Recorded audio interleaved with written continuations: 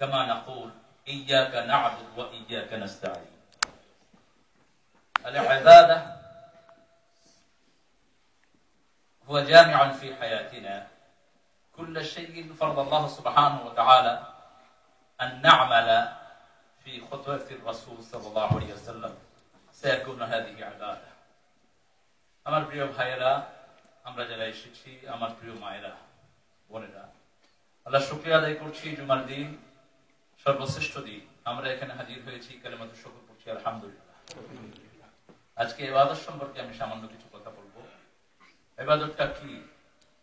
ইবাদতটা আমরা মনে করি শুধু মসজিদে আসলে ইবাদত হয়, শুধু রোজা রাখলে ইবাদত হয়।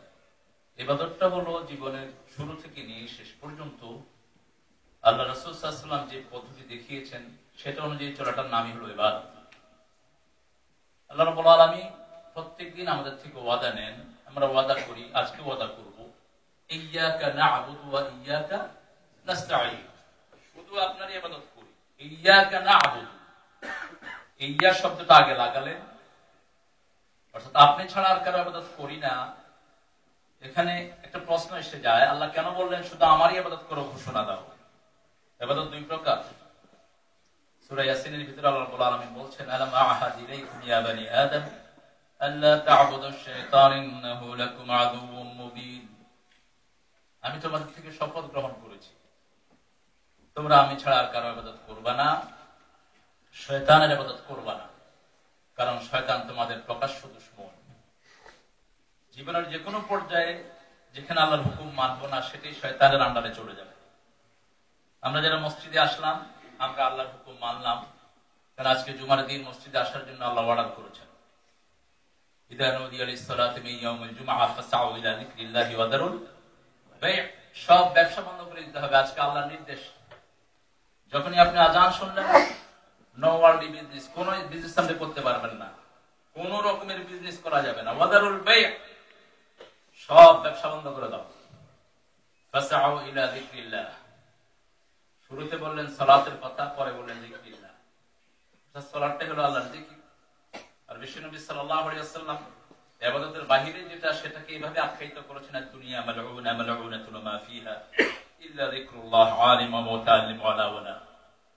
দুনিয়ার উপর লাআনত, দুনিয়াতে যা কিছু আছে সবকিছুর উপর লাআনত, শুধু চারটা জিনিস ছাড়া। প্রথম হলো আল্লাহর যিকির, দুই নম্বর হলো যারা আলেম এই যিকির শিখেছেন, যারা শিখছেন, শিখাচ্ছেন, যারা শিখছেন, আর যারা এটাকে অনুসরণ করছেন। এখন আমরা এই চার গ্রুপের ভিতরে আছি কিনা এটা আমাদের দেখা দরকার। আমার রাজনীতি যদি ইসলাম ছাড়া হয়, আমি ধ্বংসের মধ্যে পতিত হয়ে গেলাম। আমি নামাজের সাথে মিল রাখলাম না, আমি মুনাফিকি করলাম। আমার অর্থনীতি যদি ইসলামের মধ্যে না থাকে, আমি মুনাফিকি করলাম। যারা মুসলমান তারা ইসলাম করবে, তাদের পরিবারে জীবনে এটাই হলো ইবাদত। কারণ 24 ঘন্টার ভিতরে পায়খানায় যাওয়াটা আমাদের জন্য ইবাদত। যদি আমরা বাম পা দিয়ে ঢুকি, আমরা যদি আমাদের সতর্কগুলোকে উল্লঙ্ঘন না করি, সেটা আমাদের জন্য ইবাদত। আমরা যদি কিবলাটাকে সামনে না রাখি, লা তাস্তাকবিলুল কিবলাতা ওয়া লা তাস্তাকবিরুহা, কিবলাকে তোমরা সামনে রাখো না, পিছনে রাখো না। এখন মুশকিল হয়ে গেছে, আমাদের দেশে আমরা মানুষকে কিবলা বলছি, পীর সাহেবদেরকে আমরা কিবলা নামে ডাকছি। এটা অত্যন্ত গর্হিত একটি কাজ। কোন মানুষ সেটাই হোক, নবী আলাইহিস সালামদেরকে কখনো ওনার অনুসারীরা কিবলা বলে ডাকেননি। এটা আমরা বানিয়ে নিয়েছি, এটা একটা ইনোভেশন। এভাবে ইবাদতের ব্যাপারে বিশ্বনবী যে পদ্ধতিটা অবলম্বন করেছেন, সেটার বাহিরে কিছু করাটাই হলো বিদআত। যেমন বিশ্বনবী সাল্লাল্লাহু আলাইহি ওয়াসাল্লাম জুমার দিন আযানের পরে খুতবা দিতেন, কিন্তু আমাদের দেশে হয় যেটা, আযানের আগে একটা লম্বা বয়ান হয়, আযানের পরে দুইটা খুতবা হয়। এটা বিশ্বনবী সাল্লাল্লাহু আলাইহি ওয়াসাল্লাম করেন নাই। মিলাদের যে ব্যাপারটি এসেছে, মিলাদ শব্দটি জন্মদিন, জন্মদিন বিশ্বনবী সাল্লাল্লাহু আলাইহি ওয়াসাল্লাম জীবনে কখনো করেননি। জন্মদিন এবং জন্ম মৃত্যু দিন এই দুটার সাথে ইহুদি এবং খ্রিস্টানদের সম্পর্ক। এবং তাদের ক্রিসমাস যদি আপনি জিজ্ঞেস করেন, why do you celebrate Christmas? Jesus born on this day, এই দিন ঈসা আলাইহিস সালাম জন্মগ্রহণ করেছেন। কিন্তু বাইবেলে লেখা ঈসা আলাইহিস সালাম যখন জন্মগ্রহণ করেছেন, তাদের ডে ওয়াজ সানি, দিন ছিল রোদেলা দিন। এখন তারা ক্রিসমাস পালন করে বরফে ঢাকার সময়। আমি কিছু খ্রিস্টানকে জিজ্ঞেস করলাম, why you celebrating Christmas in this time?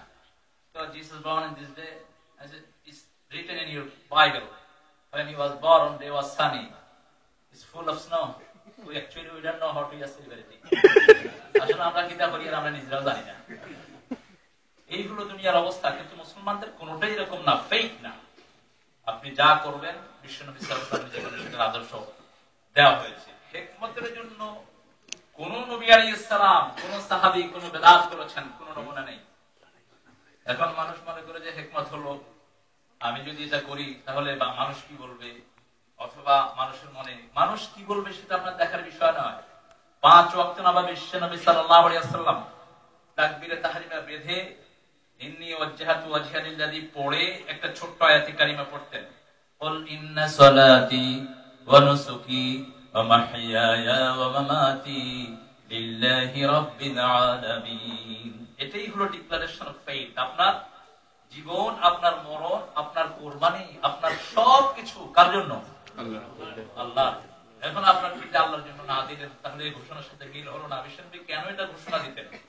এবং বিশ্বনবী সাল্লাল্লাহু আলাইহি ওয়াসাল্লাম সিজদায় গিয়ে বলতেন, আল্লাহুম্মা আতি নাফসি তাকওয়াহা, হে আল্লাহ আমার নফসকে তাকওয়া দেন। আর হিকমতের চূড়ান্ত কথা তিনি বললেন, দাসুল হিকমতে মাখাফাতুল্লাহ। হিকমতের মাথা হলো আল্লাহর ভয়। যেখানে আল্লাহর ভয় থাকবে না সেটা হিকমত না, যেখানে আল্লাহর ভয় থাকবে না সেটা হিকমত না। হিকমতের চূড়ান্ত সংজ্ঞা দিয়েছেন মুহাম্মদ রাসূলুল্লাহ সাল্লাল্লাহু আলাইহি ওয়াসাল্লাম। আপনারা জানেন সাইয়েদনা লোকমান কে? লোকমান একজন সাধারণ মানুষ ছিলেন, তিনাকে আল্লাহ রাব্বুল আলামিন হিকমত দিয়েছেন। এবং হিকমত দেওয়ার পরে তিনি কি করলেন? ইয ক্বালা লোকমানু লি ইবনিহি ওয়া হুয়া ইয়া'যুহু ইয়া বুনাইয়া লা তুশরিক বিল্লাহ ইন্নাশ শিরকা লাযুলমুন আযীম। যাকে হিকমত দেয়া হলো তিনার প্রথম ওয়াজ হলো, হে আমার সন্তান, আল্লাহর সাথে কাউকে শিরক করো না। কারণ হলো শিরক হলো সবচেয়ে বড় জুলম। এই জুলম শব্দটা এসেছে আদম আলাইহিস সালাম থেকে। তিনি জান্নাতে আল্লাহ রাব্বুল আলামিন তিনাকে একটা আদেশ করেছিলেন, লা তাকরাবা হাযিহি শাজারা ফাতাকুনা মিনাল যালিমিন। শব্দটা আল্লাহ উল্লেখ করে দিয়েছেন। এই শব্দটা আগে কারো জানা ছিল না। বললেন এই গাছটার কাছে যেও না, গেলে তুমি জালেমদের মধ্যে অন্তর্ভুক্ত হবা। আদম আলাইহিস সালামকে শয়তান কিভাবে নিল? গাছের খান্দাত বইয়া খান্দের, তুই খান্দস কেন? কয় আমার লাহান তোমার মতো এত তোমার ওয়েল উইশের আর কেউ নাই। ইন্নী লাকুমা নাসিহুন আমিন। তোমরা দুইজনের কলিজার বন্ধু আমি। আমি খান্দি আর ওই গাছের কাছে আল্লাহ তোমরা যাইতে নিষেধ করছে, ওই গাছের কাছে গেলেও তোমরা জান্নাত থেকে বাইরে যাবে। অর্থাৎ এই গাছের ফল যদি খাও তোমরা জান্নাতে চিরস্থায়ী হবা। তোমরা কি জান্নাতে থাকতে চাও না? ঠিক উল্টাটা বুঝেছে শয়তান। আদম আলাইহিস সালাম চিন্তা করলেন, তাই নাকি, আমি জান্নাতে তো চিরস্থায়ী হতে চাই। অতএব দুইজনে খেয়েছে। খাওয়ার পরে শরীর থেকে কাপড় সরে গেল, একজনের সতর আরেকজনের সামনে প্রকাশিত হয়ে পড়লো। এই জন্য আমি বলি শয়তান হলো যৌনবাদী। শয়তান হলো প্রথম মানুষকে উলঙ্গ করেছে। শয়তান জান্নাতের পাতা নিয়ে দুইজন নিজের লজ্জাস্থান ঢাকলেন। এরপরে সাইয়েদনা আদম আলাইহিস সালাম বললেন, রব্বানা যালামনা আনফুসানা ওয়া ইন লাম তাগফির লানা ওয়া তারহামনা লানাকুনান্না মিনাল খাসিরিন। কোনো ব্যাখ্যা নাই, কোন হিকমত নাই, স্ট্রেট হয়ে তিনি ঘোষণা দিলেন, আমি জুলুম করেছি। একজন নবী, আমি জুলুম করেছি। রব্বানা যালামনা আনফুসানা, আমার নফসের উপর আমি জুলুম করেছি। ওয়া ইন লাম তাগফির লানা, আপনি যদি মাফ না করে দেন, ওয়া তারহামনা, রহম না করেন, আমার দুনিয়াও শেষ হয়ে যাবে, আখিরাতও শেষ হয়ে যাবে। আল্লাহ রাব্বুল আলামিন গ্রহণ করলেন। একইভাবে ঘোষণা দিয়েছিলেন, ফাসজুদু লিআদম ফাসাজাদু ইল্লা ইবলিস। ঘোষণা করলেন, সেজদা করো, জান্নাতে যারা আছো সেজদা করো। এখানে দুই গ্রুপের কথা ঘোষণা করলেন, ফাসজুদু লিআদম, আদমকে সেজদা করো। সেখানে ছিল জিন এবং ফেরেশতারা। ফেরেশতারা সেজদায় লুটিয়ে পড়ল। ইবলিস সেজদা করলো না। ইবলিস বলল, আনা খায়রুম মিনহু। দলিল দিল, যুক্তি দিল। এই যুক্তিটাকে আমাদের দেশে অনেকে হিকমত মনে করেন। আপনি আজকের জুমায় আমি কথা বলছি, আগামী আসর আমি আর নাও পড়তে পারি, এটি আমার শেষ হয়ে যেতে পারে। আজকের নামাজ আপনি পড়ে গেলেন, আগামী জুমা আপনার জীবনে আর নাও আসতে পারে। এত যেখানে অনিশ্চয়তা, সেখানে আপনি কিসের অপেক্ষা থাকেন? আপনি যখনই জানলেন যে একটা জিনিস বেদাত, ছেড়ে দেন, ছেড়ে দেন। এটাই মুসলমানের ইমানের দাবি। মদ মদিনাতে ছিল, আপনারা জানেন। মদ হারাম হলো 3 পর্যায়ে। প্রথম আল্লাহ বললেন এটার ভিতরে উপকারও আছে, লাভও আছে।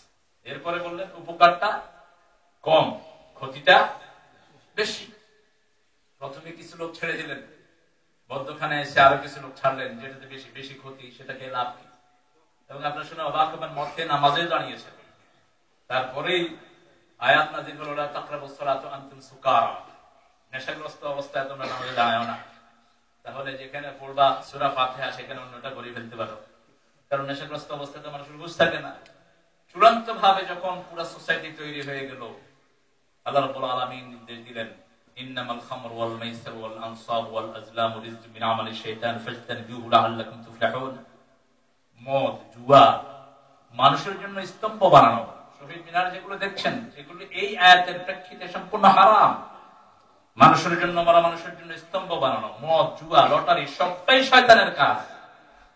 রিজকুম মিন আমালি শাইতান, শয়তানের ভিন্ন কাজ।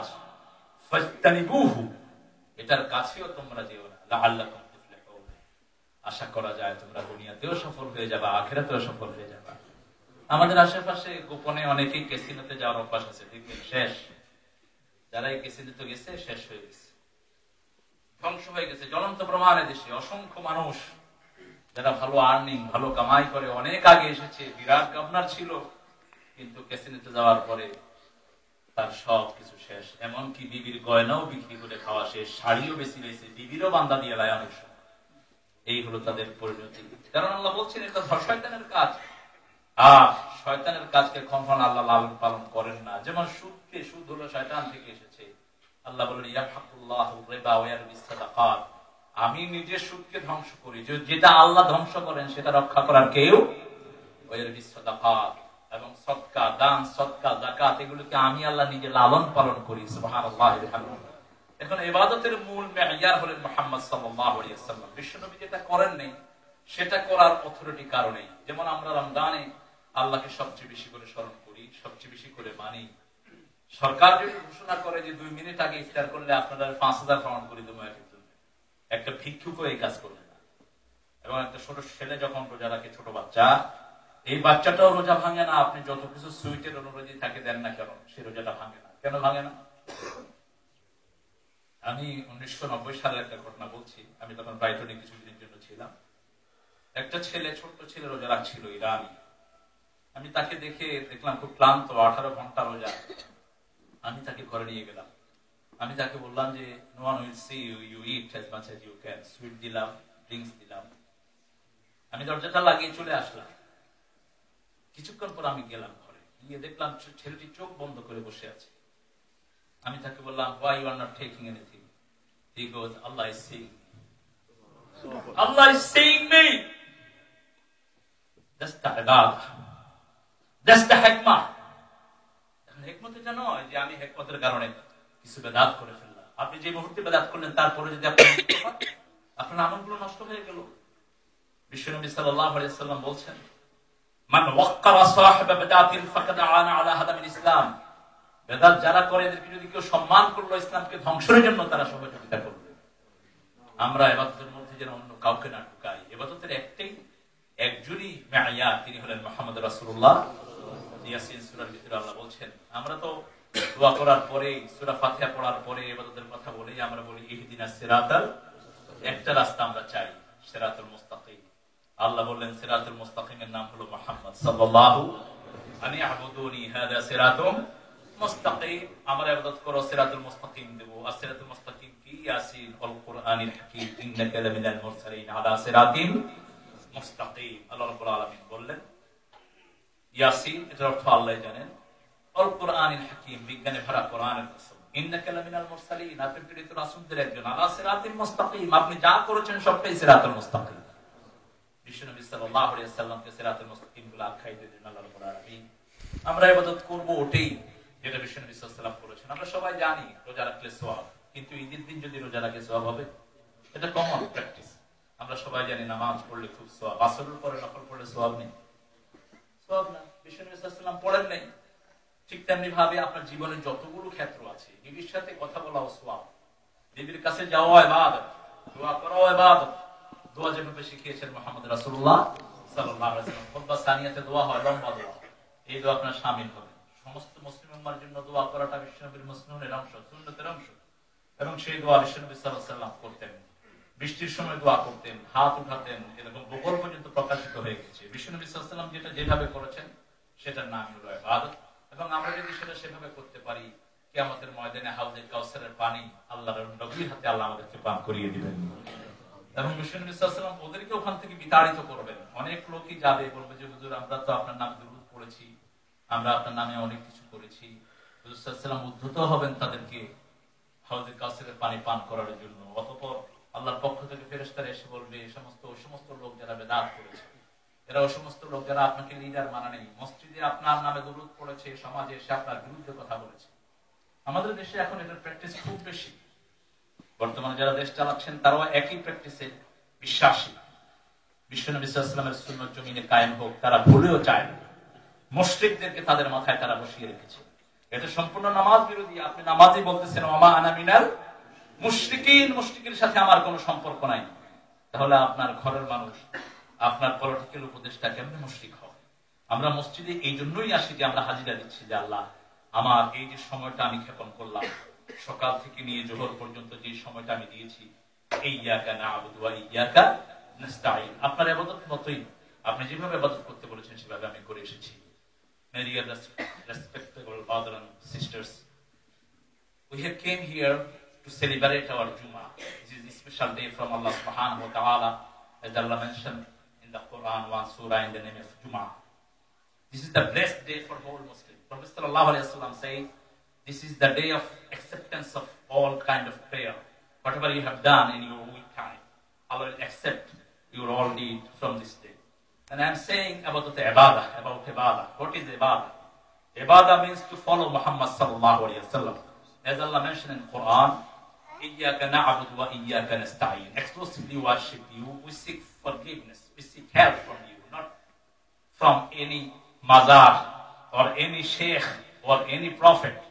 Seeking something beyond Allah, that is completely shirk. That's why Allah said, iyyaka na'budu wa iyyaka nasta'in. You worship me, I will fulfill all your requirements. And then we are saying, ihdina siratal mustaqim. Show us the straight path. Allah says, siratal mustaqim is Muhammad sallallahu alayhi wasallam. How you will get it? Ani'buduni hada siratum mustaqim. If you worship me, I will show you siratal mustaqim. And siratal mustaqim is Yasin, al-Quran al-Hakim, innaka laminal mursaleen, ala siratim mustaqim. Sirat al-Mustaqim means Muhammad Rasulullah sallallahu alayhi wasallam. We shouldn't do any bid'ah. We shouldn't go for any innovation.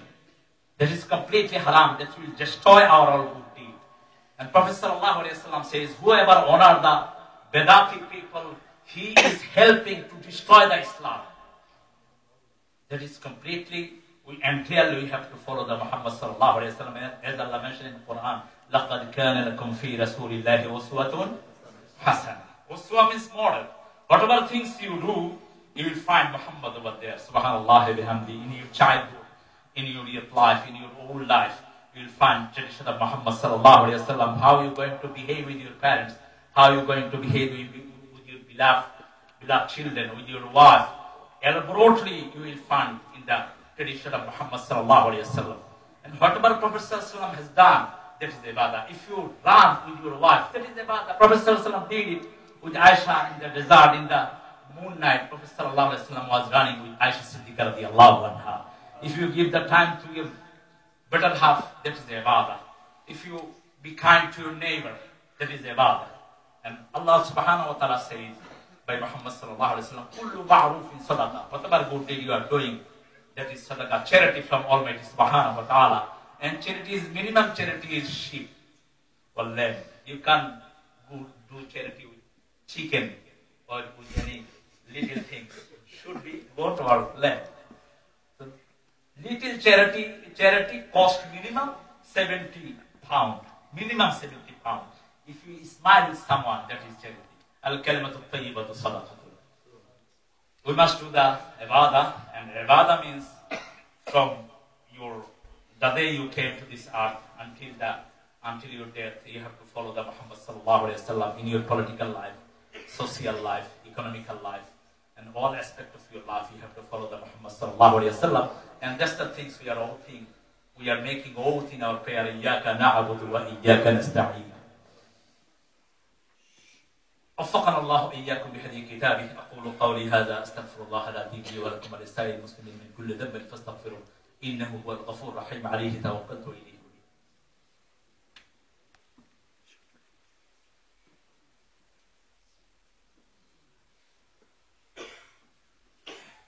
الحمد لله نحمده ونستعينه ونستغفره ونؤمن به ونتوكل عليه ونعوذ بالله من شرور أنفسنا ومن سيئات أعمالنا. من يهده الله فهو المهتد ومن يضلل فلن تجد له وليا مرشدا.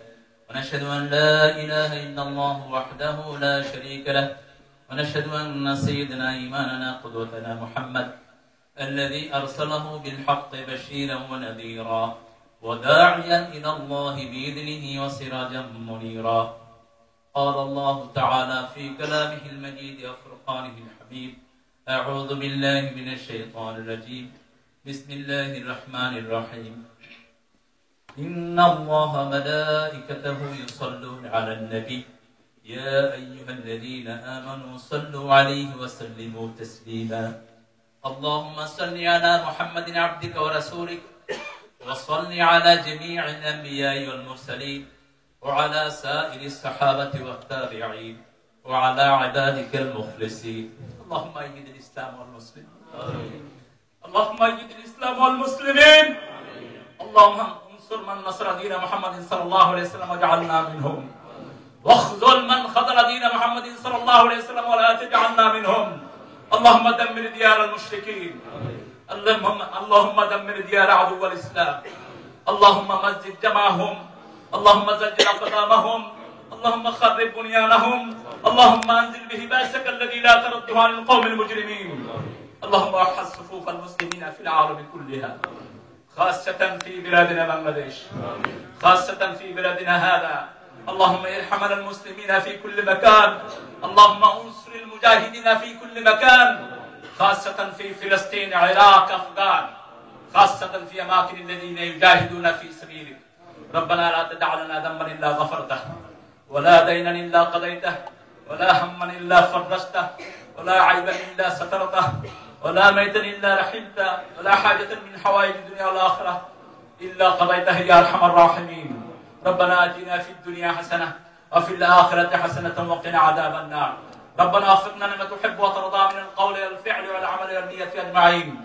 اللهم اغفر لنا ولوالدينا يوم يقوم الحساب. أحبائي في الله، أحبائي في الله، علينا فرض أن نتبع سنة الرسول صلى الله عليه وسلم. عباد الله رحمكم الله، إن الله يأمر بالعدل والإحسان وإيتاء ذي القربى ينهى عن الفحشاء والمنكر والبغي يعظكم لعلكم تذكرون. فاذكروا الله يذكركم وادعوه يستجب لكم ولذكر الله تعالى أعلى وأولى وأعز وأجل وأهم وأتم وأكبر. الله أكبر. أقيموا صفوفكم فإن تصفية الصفوف من إقامة الصلاة.